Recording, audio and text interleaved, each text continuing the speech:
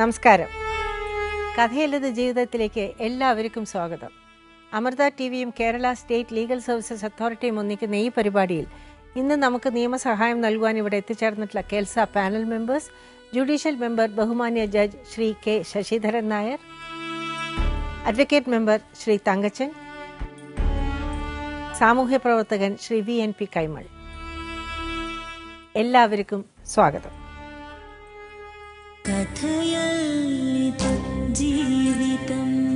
ഈ ശാന്ത ഉദ്ദേശിക്കുന്ന പോലെ ഭർത്താവിനെ കിട്ടാൻ പറ്റുമെന്ന് തോന്നുന്നില്ല. അതാണ് ഏറ്റവും വലിയ പ്രശ്നം.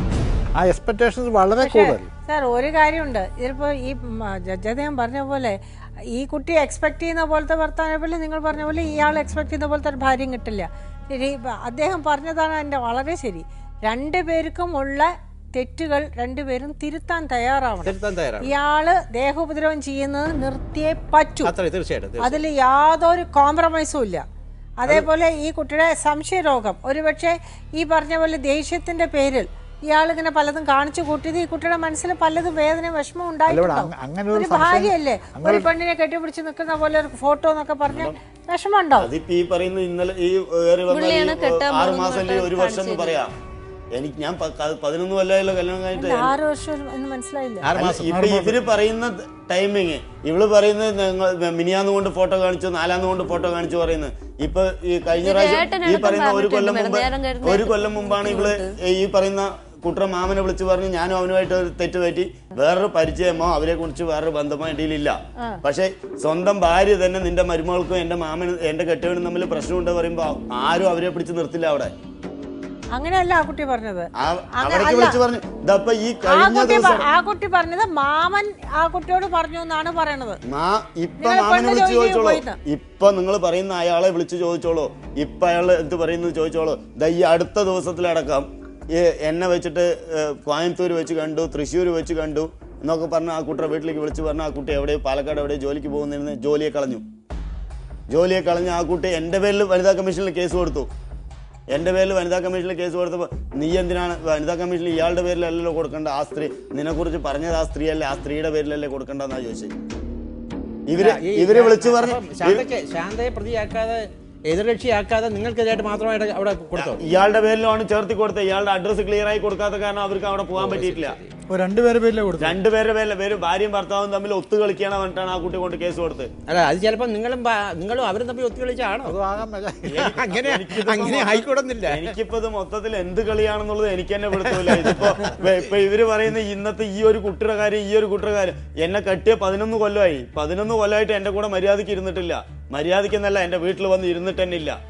ഇന്നലെ വന്ന ഒരു പെൺകുട്ടിയുടെ കയറി മാത്രം പറയുകയാണെങ്കിൽ ബാക്കിയുള്ള കൊല്ലങ്ങളൊക്കെ ആരുടെ പേരായിരുന്നു, എന്തായിരുന്നു പ്രശ്നം, അതുകൂടി ഒന്ന് അവർ പറഞ്ഞോട്ടെ. ഇപ്പൊ ഈ പറഞ്ഞ എന്റെ ഏട്ടന്റെ കല്യാണം കഴിഞ്ഞ് നിങ്ങളുടെ അമ്മയുടെ എനിക്ക് എന്നെ ജനിപ്പിച്ച അമ്മയെ എനിക്ക് ഒരിക്കലും തള്ളിക്കളയാൻ പറ്റില്ല.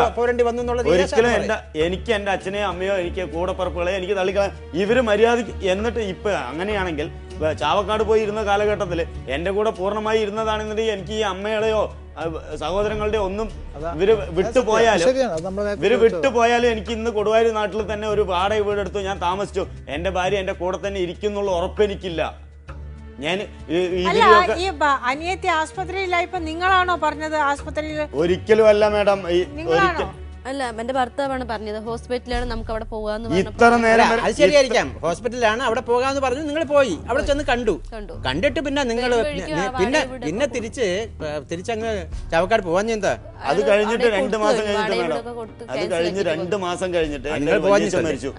വല്യച്ഛൻ മരിച്ചപ്പോ ഞാൻ അവിടുന്ന് ഒരു ഓട്ടോ പിടിച്ചിട്ടാണ് ഇങ്ങോട്ട് വന്നത്. ഞാനും എന്റെ അച്ഛന്റെ പെങ്ങളും ഒക്കെ ഒരു ഓട്ടോ പിടിച്ചിട്ടാണ് ഇങ്ങോട്ട് വന്നത്. മഹേഷേ, ശാന്ത പറയുന്നത് ഈ ചാവക്കാട് നിന്ന് നിങ്ങളുടെ സഹോദരി ഹോസ്പിറ്റൽ അഡ്മിറ്റ് ലേബർ ഇതിനു വേണ്ടി പ്രസവത്തിന് വേണ്ടി അഡ്മിറ്റ് ചെയ്തിരിക്കാൻ നമ്മൾ പോയി കാണാമെന്ന് പറഞ്ഞതനുസരിച്ച് നിങ്ങൾ രണ്ടുപേരുടെ ആശുപത്രി വന്നു, കണ്ടു. അത് കഴിഞ്ഞ് നിങ്ങളുടെ വീട്ടിലോട്ട് വന്നു. അത് കഴിഞ്ഞ് നിങ്ങൾ അവരെ കൊണ്ടുപോകാതെ അവിടെ ചെന്നിട്ട് ആ വാടക ഏർപ്പാട് ക്യാൻസൽ ചെയ്തിട്ട് പോയി. അത് കഴിഞ്ഞ് 2 മാസം കഴിഞ്ഞിട്ട് 2 മാസം കഴിഞ്ഞ് എൻ്റെ ഒരു വല്യച്ഛൻ മരിച്ച സമയത്ത് ഞാൻ അവിടുന്ന് ഒരു ഓട്ടോ പിടിച്ചിട്ടാണ് ഇങ്ങോട്ട് വന്നത്. ആയിക്കോട്ടെ, ഒരു ഓട്ടോറിക്ഷ പിടിച്ചിട്ട് ഇങ്ങോട്ട് വന്നിട്ട് എന്റെ അച്ഛന്റെ പെങ്ങളടക്കം സാക്ഷി നിർത്തി വാ പോവുക, ഇനി ഇവിടെ ചാവക്കാട്ടിലേക്ക് പോവാന്ന് പറഞ്ഞ് വിളിച്ചപ്പോ പിന്നെ തല്ലിക്കൊന്ന ഞാൻ ആ നാട്ടിലേക്ക് വരില്ല. കള്ളമാണ് പറയുന്നത് സാർ. അത് അങ്ങനെ ഒരു കറക്റ്റായി എന്റെ കൂടെ തയ്യാറായിരുന്നു. അങ്ങനെ വന്നിട്ടില്ല സാറേ. വന്നിരുന്നുവെങ്കിൽ എനിക്ക് ഇന്ന് ധൈര്യത്തോടെ എനിക്ക് എന്റെ നാട്ടിലൊരു വാടക വീട് എടുത്ത് താമസിപ്പിക്കാമായിരുന്നു. ഇതിപ്പോ ഞാനിപ്പോ എന്റെ വീട്ടുകാരെയൊക്കെ വെറുപ്പിച്ച് ഞാൻ വേറൊരു വാടക വീട് എടുത്തു. 4 ദിവസം കഴിഞ്ഞ് ഒരു പ്രശ്നം ഉണ്ടാക്കി മിണ്ടാതെ അവരുടെ വീട്ടിൽ പോയിരിക്കും. എനിക്ക് ഈ വാടക വീട് വിടാനും പറ്റില്ല, എന്റെ വീട്ടിലേക്ക് പോകാനും പറ്റില്ല എന്നുള്ള അവസ്ഥയിലാവും ഞാൻ. ഇന്നിപ്പോ എനിക്ക് സ്വന്തം വീടുണ്ടായിട്ട് എനിക്ക് ഒരു ഗ്ലാസ് വെള്ളമില്ല, സ്വന്തം വീടുണ്ടായിട്ട് എനിക്ക് ഒരു നേരത്തെ കഞ്ഞിയില്ല. ഈ 2 മാസമായിട്ട് ഇവര് പറഞ്ഞല്ലോ, ഇപ്പൊ ഈ പറഞ്ഞ 5000 മേടിച്ചു എന്ന് പറഞ്ഞു. എന്റെ വീട്ടിൽ വന്ന് ഇരുന്നോളാന്ന് പറഞ്ഞിട്ടാണ് മേടിച്ചത്. അപ്പൊ എന്റെ ഭർത്താവാണത്, എന്റെ കുട്ടികളുടെ അച്ഛനാണത്. ആ പൈസ ഒരു മിനിറ്റ്, ഇപ്പൊ ഇവര് ഏട്ടന്റെ വീട്ടിൽ പോയി താമസിക്കുന്നുണ്ട്. ആ ഏട്ടന്റെ ഭാര്യ അവിടെ ഇല്ലേ? ഏട്ടന്റെ ഭാര്യ ഉണ്ട്. ഏട്ടന്റെ ഭാര്യയും ഏട്ടനും ഉള്ള വീട്ടിലല്ലേ ഈ അമ്മ പോയി താമസിക്കുന്നത്? അല്ല, അമ്മയുടെ ആങ്ങളുടെ വീട്ടിലാണ്. അമ്മയുടെ ആങ്ങളുടെ വീട്ടിലാണ്. അമ്മയുടെ ആങ്ങളുടെ വീട് ചാവക്കാടാണ്. അവിടെയാണ് ഇപ്പൊ അമ്മയുള്ളത്. വെച്ച് കുടിക്കാൻ കഴിക്കാൻ ആരുമില്ലാന്ന് ഒരു കംപ്ലൈന്റ് വരുത്താൻ വേണ്ടിട്ട് എല്ലാം നിങ്ങൾ ഇങ്ങനെ വിചാരിക്കുന്നത്. ശാന്തയെ, സത്യം പറഞ്ഞാല് നിങ്ങൾ ഈ ഭാവന വെച്ച് ഒരുപാട് ഭാവനകൾ വെച്ച് നിങ്ങൾ ഇതിനെല്ലാം ഓരോന്ന് ഇപ്പൊ തന്നെ ഇവിടെ ഈ കുട്ടിയെ കണ്ടു എന്ന് പറഞ്ഞത് അതും ഇങ്ങനെ പ്രകടിപ്പിക്കാനാണ്. നിങ്ങൾ ഇങ്ങനെ ഓരോന്നിനും ഇങ്ങനെ ന്യായം കണ്ടുപിടിക്കല്ലേ? ജീവിക്കാൻ ഒക്കില്ല ശാന്ത, ജീവിക്കാൻ ഒക്കില്ല. അമ്മ അങ്ങോട്ട് പോയത് ഇപ്പൊ അമ്മ അങ്ങോട്ട് വിട്ടപ്പോ ഇങ്ങനെയുള്ള സന്ദർഭം വരുമെന്നോ ഇത് വല്ലതും പ്രതീക്ഷ ഉണ്ടാകുന്നോ അമ്മ അങ്ങ് പോയത്? ഇയാൾ ചിലപ്പോ നീ ചിലപ്പോ എന്റെ അമ്മയുടെ അടുത്ത് പറഞ്ഞിട്ടുണ്ടാവും ഞാൻ 2 മാസം കഴിഞ്ഞിട്ട് കേസ് കൊടുക്കണ്ടേ, അതുകൊണ്ട് നിങ്ങൾ വേണമെങ്കിൽ വിട്ടോളും പറഞ്ഞിട്ടുണ്ടാവും. അപ്പൊ അതുകൊണ്ട് അമ്മ പോയിട്ടുണ്ടാവും. നിങ്ങൾ തമ്മിൽ ചിലപ്പോൾ കളിച്ചിട്ടുണ്ടാവും. അതായിരിക്കും എന്റെ അവസ്ഥ.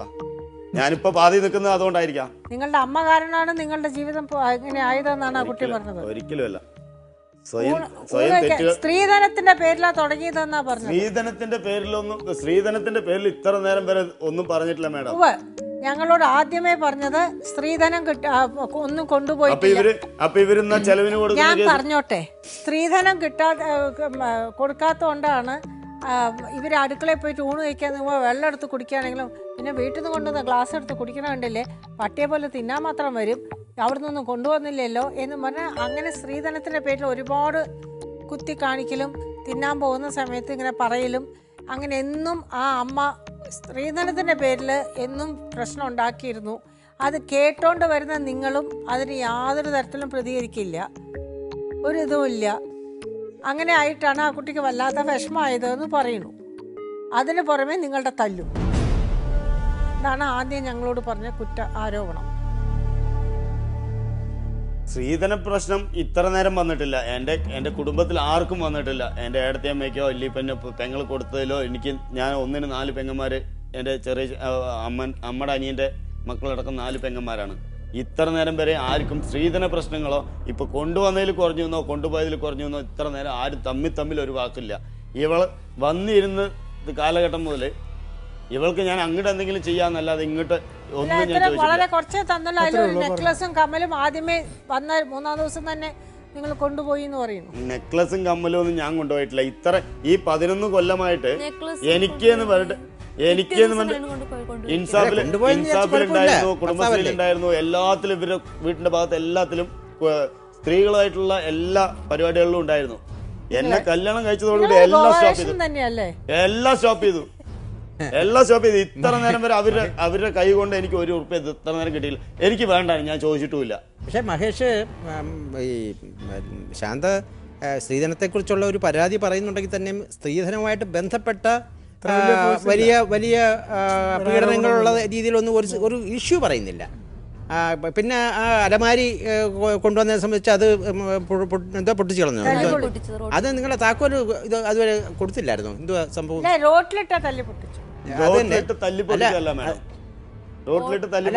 താക്കോൽ കൊടുത്തില്ലെന്നോ? എന്റെ വീട്ടിലായിരുന്നു അലുമാറ. അതിന് തലേ ദിവസം വന്ന് എന്റെ അലുമാറ തുറന്ന അലുമാറിൽ നിന്ന് ഡ്രസ്സുകളെല്ലാം എടുത്തിട്ട് പോയി. അപ്പൊ അപ്പോഴും ഞാൻ പറഞ്ഞു, ആ ഡ്രസ്സുകൾ എടുത്തിട്ട് പോകുമ്പോഴടക്കം ഞാൻ പറഞ്ഞു, നീ ആരെയാണ് പറഞ്ഞ വിളിച്ചിട്ടില്ല പറഞ്ഞു ഞാൻ തന്നെ നിനക്ക് ഈ അലുമാറ അവിടെ കൊണ്ടുതരാം. നീ അവിടെ ഇരിക്കുന്ന കാലം വരയ്ക്കും നീ അവിടെ ഇരിക്കും. നീ എന്തായാലും എൻ്റെ അമ്മയുള്ളിടത്തോളം കാലം നീ എൻ്റെ വീട്ടിൽ വന്നിരിക്കില്ല. നമുക്ക് എപ്പോഴാണ് വേറെ ഇരിക്കാൻ പറ്റുന്നത്, അല്ലെങ്കിൽ നമുക്ക് എപ്പോഴാണ് ഒന്നിച്ചിരിക്കാൻ പറ്റുന്നത്, അപ്പം നീ അതിനെ ഇങ്ങോട്ട് കൊണ്ട് അതിൻ്റെ ഉള്ളിലുള്ള സാധനങ്ങളൊക്കെ തുരുമ്പ് കയറിപ്പോവും. അത് പിച്ചളയാണെങ്കിലും എന്താണെങ്കിലും അലുമാറിയത്തെ തുരുമ്പ് കയറിയാലും അതിൽ ക്ലാവ് പിടിക്കും. അപ്പം നീ അത് കൊണ്ടുവയ്ക്കാമെന്ന് പറഞ്ഞപ്പോൾ വേണ്ട, ഞാൻ എന്തായാലും ഇങ്ങോട്ട് തന്നെ വരാൻ പോകണമെന്ന് പറഞ്ഞു.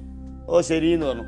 പിറ്റേ ദിവസം നേരം വെളുക്കുമ്പോട്ട് പൂനേരം സ്റ്റേഷനിൽ നിന്ന് രാവിലെ 9:30 ആകുമ്പോഴേക്കും വിളിക്കുന്നത്, നിന്റെ വീട്ടിൽ അലുമാറ എടുക്കാൻ സമ്മതിച്ചില്ല എന്ന് പറഞ്ഞിട്ട് ശാന്തി ഇവിടെ വന്നൊരു പരാതി തന്നിട്ടുണ്ട്, പോലീസിന്റെ സാന്നിധ്യത്തിൽ വന്ന് എടുത്തിട്ട് പോകണം. ശാന്തിയാണോ ശാന്തയാണോ? ശാന്താന്നാണ് ശാന്താന്നാണ് പേര്, ശാന്തി എന്നാണ് വിളിക്കുന്നത്. ആ, ശാന്തി ഒരു പരാതി കൊണ്ട് തന്നിട്ടുണ്ട്, നിന്റെ വീട്ടിൽ വന്ന് പോലീസിന്റെ പ്രൊട്ടക്ഷനോടുകൂടി അലുമാറ എടുത്തു തരണം പറഞ്ഞിട്ട് കംപ്ലൈന്റ് കൊണ്ട് തന്നിട്ടുണ്ട്. ഞാൻ അപ്പം മദ്യപിച്ചിട്ടുമില്ല, ഒന്നും ചെയ്തിട്ടില്ല. സ്പോട്ടിൽ 2 ആളെ വിളിച്ചു, അലുമാരയെ തൂക്കി മുകളിൽ കയറ്റി വെച്ചു. അവിടെ എത്തണം, അതിൻ്റെ ഉള്ളിലത്തെ പാത്രങ്ങളൊക്കെ നൽകിയിട്ടുണ്ടാവും, അതിനൊക്കെ ഉത്തരം പറയണം പറഞ്ഞു. പിടിച്ച് ഒരൊറ്റ തള്ളിയിട്ട് കൊടുത്തിട്ട് ഞാൻ വിടാൻ പോയി. രാവിലെ കുടിച്ചിട്ടല്ല ഞാൻ പോയത്, തലേ ദിവസം കുടിച്ചിട്ടല്ല ഞാൻ അലുമാര എടുത്തിട്ട് വെക്കോളാൻ പറഞ്ഞത്. ഞാൻ ഇത്ര നേരം വരെ അതിൻ്റെ ഉള്ള ഒരു സ്പൂൺ ഉണ്ടോ ഇല്ല, അതിൻ്റെ ഉള്ള അണ്ടാവുണ്ടോ കുടവുണ്ടോ എന്ന് ഞാൻ ചോദിച്ചു. പോലീസ് സ്റ്റേഷനിൽ അല്ല, ഇവരുടെ വീട്ടിന് മുന്നിൽ. ആ, അവര് പോലീസുകാരെ കൊണ്ട് ചോദിച്ചു. ഞാൻ പോലീസുകാരെ കൊണ്ട് പറഞ്ഞു, ഇന്നലെ എടുത്തിട്ട് പോകാൻ പറഞ്ഞാണ് സാറേ, അവരെടുത്തിട്ട് പോയില്ല. അല്ല, അവിടെ എടുത്തിട്ട് പോകാനൊന്നും ആളില്ലാത്ര, എനിക്ക് പറ്റിയ ഒന്ന് കൊണ്ട് കൊടുക്കുക പറഞ്ഞു. ശരി. അപ്പൊ അത് ആ സമയത്ത് സ്നേഹത്തോടു കൂടിയാണ്? സ്നേഹത്തോടു കൂടിയല്ല, നിങ്ങളുടെ വീട്ടിന്റെ വഴിക്ക് ഞാൻ വരില്ല. പിന്നെന്തിനാണ്ട് പോലീസ് സ്റ്റേഷനിൽ കേസ് കൊടുത്ത്? അപ്പൊ ഈ പാത്രങ്ങളെ ചലങ്ങി എന്നുള്ള രീതിയിൽ ഒക്കെ പരാതിപ്പെട്ടപ്പോഴാണോ ഇങ്ങനെ ചെയ്തത്? എങ്ങനെ ചെയ്ത്? നിങ്ങൾ ഇത് സിമ്പിൾ സർ, തള്ളിയിട്ടത്. അയാൾ കൊണ്ടുവന്നു പാത്രങ്ങളും ഒക്കെ ആയിട്ട് ആ അൽമാരി ആയിട്ട് വന്നപ്പോ ഇവര് പറഞ്ഞു ഉത്തരേ അതിനകത്ത് ഇപ്പൊ ഇങ്ങനെ പാത്രം ചളിങ്ങിയിട്ടുണ്ടെങ്കിൽ അതിനുള്ള ഉത്തരം പറയണമെന്ന് പറഞ്ഞു. അപ്പൊ അവന് ദേഷ്യം പിടിച്ചു, അവനാ എല്ലാം കൂടെ അങ്ങനെ കിടന്നോട്ടെ പറഞ്ഞ ഒറ്റ ഉന്ത് കൊടുത്തു. അല്ല, ഇതാണ് ശരിക്കും പറഞ്ഞാൽ ഈ റിയാക്ഷൻ അവിടെ നിന്ന് പൊതുവെ ഉണ്ടാകുന്നുണ്ട്. അതിനുള്ള ഇങ്ങനെ കൗണ്ടർ റിയാക്ഷൻ ഇതാണ് ഇതല്ലേ ഈ രീതിയിലുള്ള കാര്യങ്ങളാണ് കാണുന്ന സ്വഭാവം ശാന്തിക്കുണ്ട്. ചാടി തുള്ളി ചാടി ബഹളം കൂട്ടുന്ന സ്വഭാവം ഇദ്ദേഹത്തിനുണ്ട്. ഈ കുട്ടിയുടെ അച്ഛനും അമ്മയും വന്നിട്ടുണ്ട്, ഉണ്ടല്ലേ? അവരും കൂടെ ഒന്ന് തീർച്ചയായിട്ടും. കമലം കിട്ടു വരും.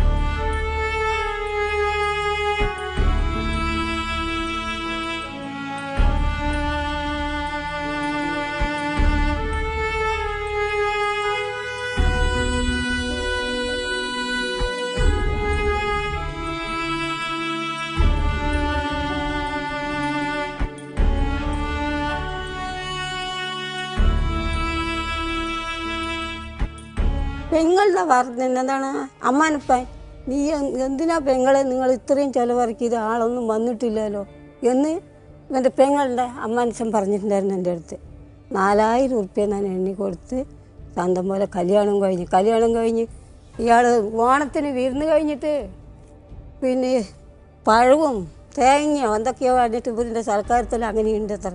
ഇയാൾ ഈ ഒരു വഴി കൂടി മുമ്പോഴേക്ക് അവളെ മുഖർ തല്ലിപ്പൊളിച്ച് നമ്മുടെ വീട്ടിലേക്ക് വന്നെത്തി കഴിഞ്ഞു.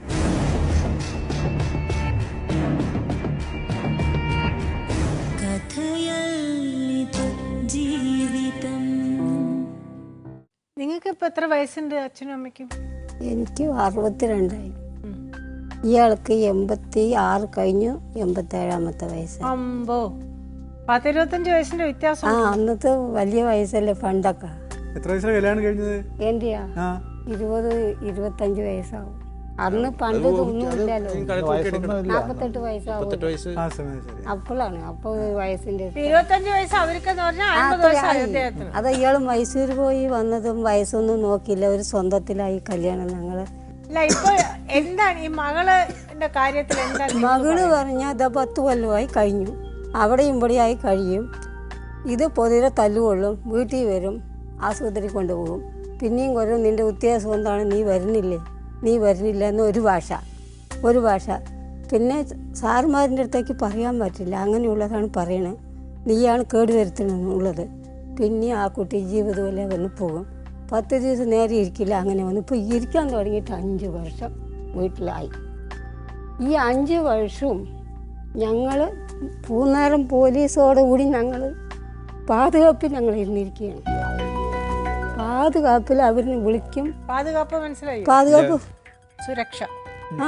അവരിനെ വിട്ടിട്ട് അവർ വരുമ്പോൾ വിളിച്ചാൽ എൻ്റെ വലിയൊരു മകളുണ്ട്, ആ വലിയ മകൾ ഫോൺ വിളിച്ചിട്ട് പോകുകയാണെങ്കിൽ പോട്ടെ, വിളിച്ചിട്ടില്ല എന്നാലും പേടിച്ചിട്ട് പോട്ടെ വേണ്ട.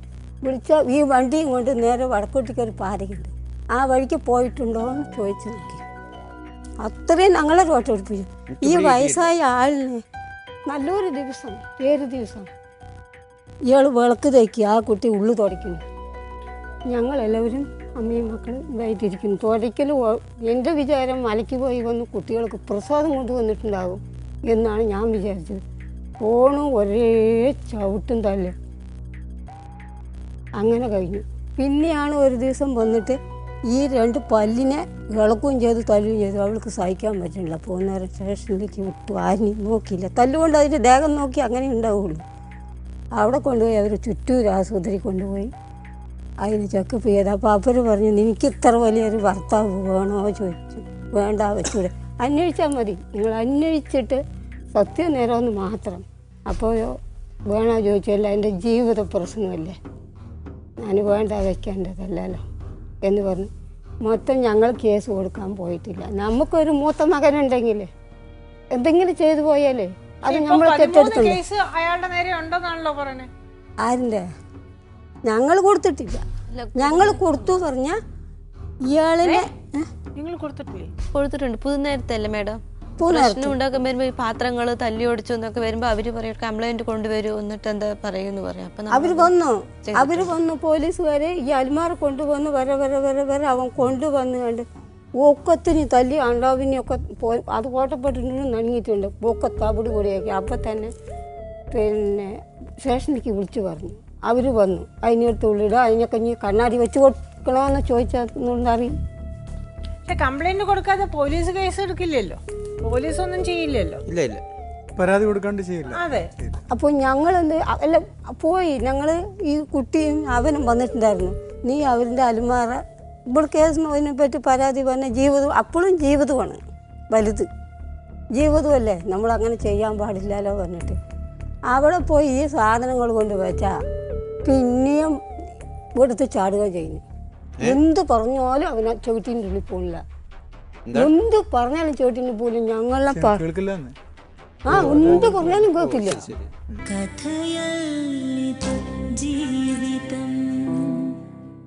ഞാൻ എന്താണ് പൊതുവെ സാറേ, എനിക്കൊരു മൂത്ത മക്കളില്ല, ആ മക്കളില്ല. ഉണ്ടെങ്കിൽ 42 വയസ്സായി, അത് പോയ പിന്നെ ഈ 2 മക്കളെ പെറ്റിട്ടുള്ളൂ ഞാൻ, ആയില്ലേ.